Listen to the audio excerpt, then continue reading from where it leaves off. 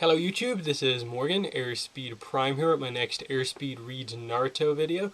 This one I'm going to be reviewing volume 22 of the manga, which means starting off a brand new 3-in-1 edition of the manga. This one is the 22, 23 and 24 3-in-1 edition. Yeah, that means there's only one more of these books to go in part 1 before we get into the part 2 post time skip stuff. So yeah, and then before I even get into this, I'll just say that I'll probably have at least another one, if not two, of these reviews out this week, just because there's no new Naruto episode in terms of new anime episode this week, as far as I'm aware.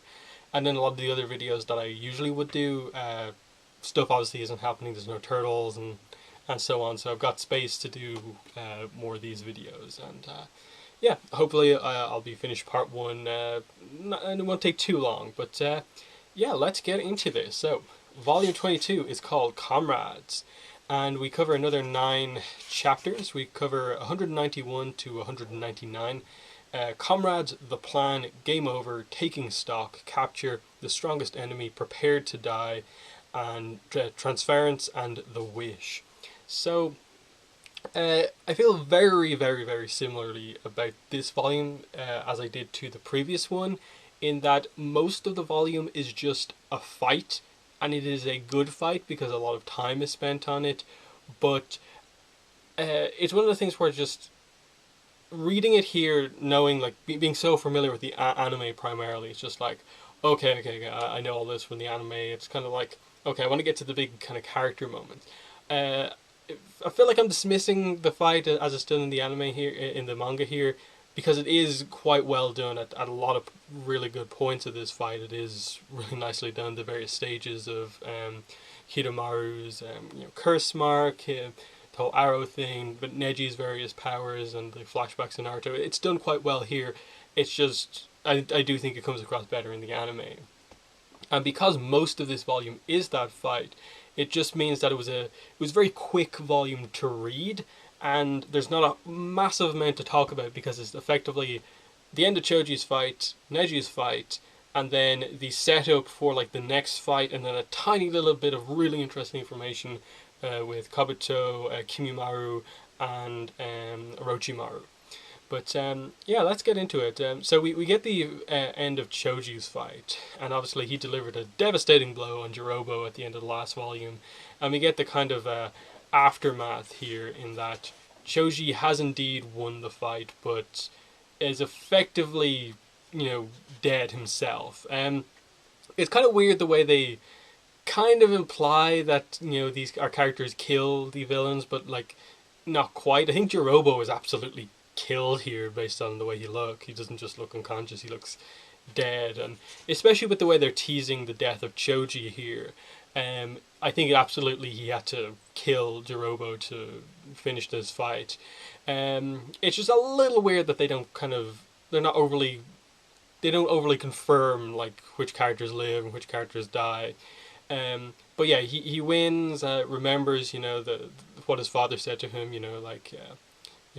become comrades and have faith in each other. He does now have a lot of comrades that he's willing to risk himself for, and basically develop for that. Because he has so many friends now, he's willing to kind of push himself to the limit, whereas otherwise he's just normally a very kind of sweet guy who doesn't like to be, as kind of fighting fit as some of the other characters. He prefers to just, he likes to have friends, but here we see the more serious side of him, and that he's willing to put himself on the line. There is some nice symbolism with the butterfly kind of like flying away, and then it flies past Shikamaru, and he kind of realizes that there must be some sort of a problem with what happened with Choji, but he kind of gets it out of his mind. He's aware that like what's happening here is exactly what he kind of perhaps didn't want to happen, that inevitably it probably would come down to one-on-one fights, and that's the only way they're going to catch up with Sasuke, but they have to do this. So it's just this kind of like, that this is the way it has to be. But yeah, there's a brief scuffle between like the rest of the groups as they kind of catch up to each other. They're like, well, where's Jirobo? Shikamaru clones himself, transforms himself into Jirobo, very quickly dealt with, and it ends up that Kidomaru is the one who kind of next steps up to the plate in terms of one of the main villains attacking them, and he's using these almost steel-like webs he's creating out of his mouth. And Neji is the only one who's able to get through them. It's really halting everyone up, so he decides he's going to stay back and fight Kidomaru, and they're going to go on. So you very much get the impression that this is exactly what's going to happen. Someone else is going to fight Sakon, someone else is going to fight Tayuya, Naruto is going to be left on his own to deal with Sasuke, and then they're obviously setting up the fifth member of the Sound Ninja 4, or formerly Sound Ninja 5, Kidomaru. Maybe he'll arrive back on the scene with whatever time he has left to live, and that'll be Naruto's fight. So you get the impression that's exactly what's going to happen here, and it's good. It's a nice setup because this is a fighting manga. You want to see the fights. We get to see more in-depth fights with some of the characters who haven't quite been the main characters but are still important. Obviously the likes of Choji was very much dismissed over in the Chunin exams. We got to see the potential for his powers. This fight here with Neji more highlights that he is actually almost on the level of these people with their high-level curse marks. He's still taking a lot of damage, showing that he is very inexperienced and young still, and his powers are still developing, but he is able to think and tactically use the powers that he has and is in control of to still get the victory over Kidomaru, whereas Choji had to, use this kind of family, food pill situation to enhance his power beyond what it is at just yet, and basically kill himself, whereas Neji more used his actual skill, admittedly had to kind of draw Kidomaru in by taking damage purposefully, but it shows you the kind of difference in class between someone like Choji and someone like Neji, in that Choji absolutely has the potential to be one of the more powerful ninjas because the kind of butterfly power that he had was incredible, and if he could just do that normally without the need of those food pills which could kill him, he could be super powerful. And yeah, the fight as it progresses is really well done. They're both kind of very thinking shinobi. Kidomaru is analyzing Neji the entire fight. It takes him a while to figure out that Neji's got Byakugan. He initially just thinks that okay, he's just got an amazing vision, he's able to see my chakra network somehow. But then when he realizes that, well, no, he has full on X-ray vision. It's 360 degrees. This is a Byakugan. I'm dealing with someone amazing here, probably one of the most powerful people I've ever fought. And he turns up, to his next level. He uses the first stage of the curse mark. The fight continues. Neji's using rotation. The other guy's still continuing to use his webs and so on. Eventually, what happens, obviously, we get to the point where Kidomaru goes second state, so he gets into his kind of monster type form, and he basically summons a spider. He himself turns into a kind of more goblin-like creature, and his main weapon at this point in time is this super high-power bow with arrows made from the kind of basically super hard metal that he secretes from his skin. And the way they set up these attacks, accuracy level, 100%, destructive power maximum, and he just fires it, and the art, I think, gets this across exceptionally well, that the insane power of this bow is crazy. And you can see that in moments like this panel here, where it just goes straight through Neji's shoulder, and the only reason he's still alive after this is because he used his chakra to basically deflect it off course, and then for the second one, obviously, he just barely moves it past his head through a tree.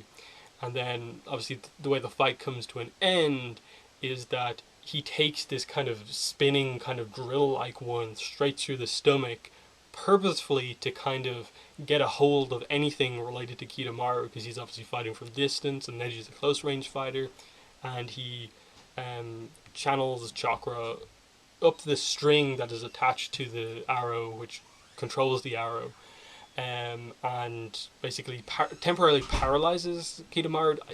That didn't really come across the best in the manga. I think that was a slight problem with the fight here, in that what exactly Neji did, I don't think was explained all that well.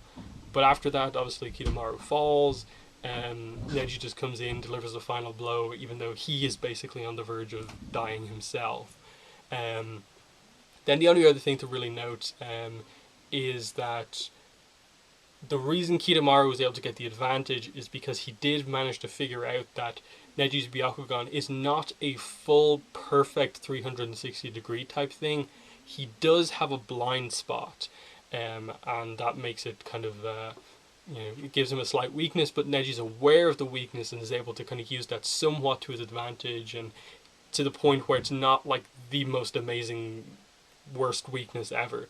It's just there's a slight cone like right behind one of the vertebrae that kind of goes out the back where he can't see, which was kind of foreshadowed, I think, briefly previously, in that there was this moment where, like, he said, "How many birds is there?" Someone asked him, and he said like 6, and I think he miscounted, and so it hinted that there was some slight limitations to his the powers of the Byakugan. So that was nice to get, and just the way he figured it out by just completely bombarding Neji with these kind of daggers made of the metal that he had, and that's how he figured it out.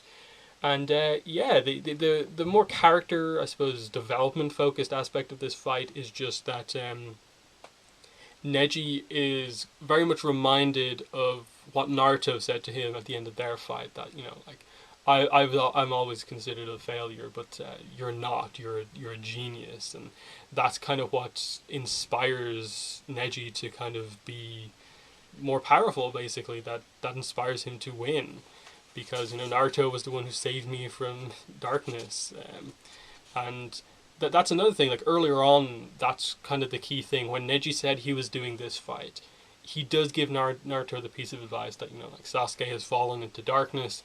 You are the one who can get him out, and I just did really like that moment. But just the whole idea of Neji taking what Naruto said to him as such a compliment, that like, no, the strongest person I ever fought called me a genius. I have to live up to that. That I have a standard to live up to, and I can't lose to you because I have to prove myself to him.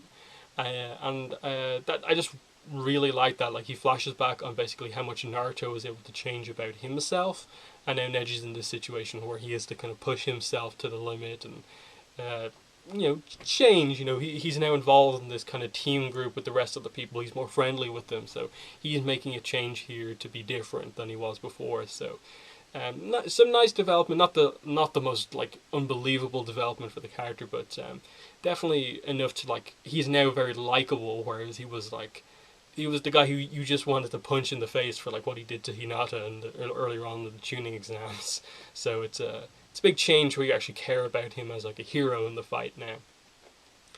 But yeah, the next key important stuff that happens here is the stuff with Kabuto. We return back to Orochimaru, and we see that what's up with his arms is a real problem, and the art here is quite brutal. It just shows his hands are like completely like shredded and stuff like that. Like, they're just kind of falling apart, basically, the amount of blood coming out. Now, they never fully explain the details in that, like, the soul of his arms is gone, so he can't use jutsu anymore, and it basically means that his arms are dead and dying, I think is the implication here. But anyway, it's a real problem, and that he needs the body like right now. But obviously Sasuke is just being transported back to him, and they very quickly figure out, thanks to Kabuto, that he has to switch bodies now. That it won't be Sasuke. He'll have to find another body, and it's going to delay the whole thing by a couple of years. But they're okay with that, because if Sasuke still arrives, Orochimaru can train him, basically train him to be the best vessel he can possibly be, and then have an even better vessel when the time comes around for his next body change, and he may not need to change for a while after that. So you can see the plan coming into play here, but that Orochimaru is the effect of what Sarutobi did to him is still present there. That his plan is not perfect. What's having to happen right now, because if that wasn't the case, he probably would have had Sasuke right now. But because his arms have been taken, he needs the body immediately. And so, yeah, Kabuto basically just says, okay, you're all the people I have kind of captured as Orochimaru's experiment people, strong ninjas, and he said, fight to the death, the winner will basically become his vessel, though he doesn't tell them that. And then this one guy who we basically don't get to know wins. Orochimaru confronts him and basically takes over his body. So it just like very quickly sort out that Orochimaru is in a new vessel. It's going to last for a while, but Sasuke is ultimately the one he still wants. And so it's just like, okay. So we're not, there's no risk really for Sasuke being taken over immediately. The risk is just that he's going to be falling into Orochimaru's hands, and what the effect that will have on him in terms of caring all about power, revenge. Will he ever go back to the Leaf Village? That's what we're kind of fearful of right now, that we want this mission to succeed to get him back, because we don't want him anywhere near Orochimaru, basically, because we now know exactly what he wants to do with him. But yeah, that's that, and then we do get a brief kind of moment of Kabuto talking to basically the person who was initially next in line to be Orochimaru's vessel. Like, this is the person who, like, even prior to a lot of this stuff that happened in basically the entire show, this is the character who was lined up to be Orochimaru's vessel from the get-go, and Sasuke was a later plan, and that is Kidomaru. We don't get the full details here, but just that something about Kidomaru's body has failed, and now he is effectively dying, and he was the 5th member of the Sound Ninja 5, now 4, because he's obviously out of action.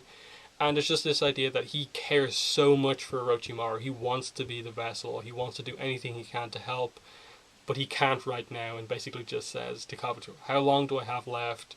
Is there anything I can do? And, Kabuto is just aware that he has to do whatever it takes to get Sasuke to Orochimaru, so this failure of like his plan initially going wrong, at least he'll get the vessel he wants for the future, and he may have to use and sacrifice Kidomaru to get that. So, that's more or less where we end. The rest of our group, Shikamaru, Kiba, and Naruto, catch up with Tayuya and Sakon, who are holding Sasuke, of course, in the basket thing that he's undergoing a transformation in, and we basically just get, okay, Sakon's going to be the next fight that happens, and who's going to confront him. They already, I think, basically set it up in that the focus seems to shift in these scenes to be more about Kiba, and then he mentions, like, oh no, it's not just 3 of us, there's 4 of us, don't forget Akamaru. So it's very clear it's Sakon versus Kiba, and Akamaru is going to be the next fight, which, cool, Kiba getting another fight. He was obviously the first big victory that Naruto got, and another one where Naruto is going to, be an influence there in terms of Kiba's development. So, very fun, and that's basically where we end. Just that fight about to happen, and then it's very much the case of just like clearly what's about to happen. Next volume is going to focus on that fight. We're going to set up the last fight, which is probably going to be Shikamaru against Tayuya, and then we'll go on from there. But, yeah, so that's the volume. Good. It is good. It's just, when you have a volume that is just a fight, it's basically like 90% just one fight, it's good because, look, you get a full focus on every aspect of a fight. The thought process of each person involved in the fight, the various, back and forths that happen as each character displays their different techniques and gets an advantage, and then the other one gets an advantage, and the surprises that happen, the clever tactics, the kind of emotion that comes out, the little bits of character development that is involved in fights in Naruto absolutely comes out. It's just that there's such a plot-focused thing at play here. It takes away a little bit from ultimately what the plot is right now. In that, okay, it makes sense that there's this team of 5 going after this team of 4 to get Sasuke back, and it's inevitably going to end with some plot. But before you get to the plot stuff, we start off with you have to get Sasuke back straight away. And in between that, we just have 4 fights all in a row, and potentially more with what's set up. And it's a lot of fighting stuff where we're not really touching on the plot all that much. In that Naruto's barely involved in this volume, Sasuke is mentioned, he's falling to darkness, and that's a kind of little bit of setup. But that whole thing, by the time we eventually get back around to that, it'll be like, oh wow, 3 volumes ago was when we last got that mentioned. So it's just one of those kind of things. It's a double-edged sword. Great to focus so heavily on a fight.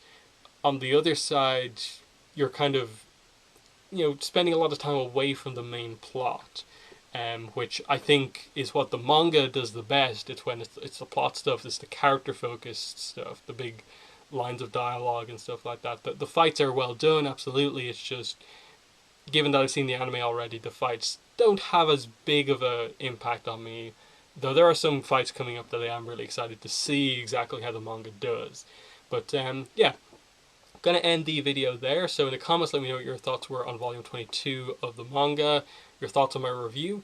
And then, as I said earlier on, I will absolutely have at least one more volume review out this week, if not two. So I'll probably be finishing this 3-in-1 edition this week. But yeah, definitely check out the rest of the videos on my channel during the week.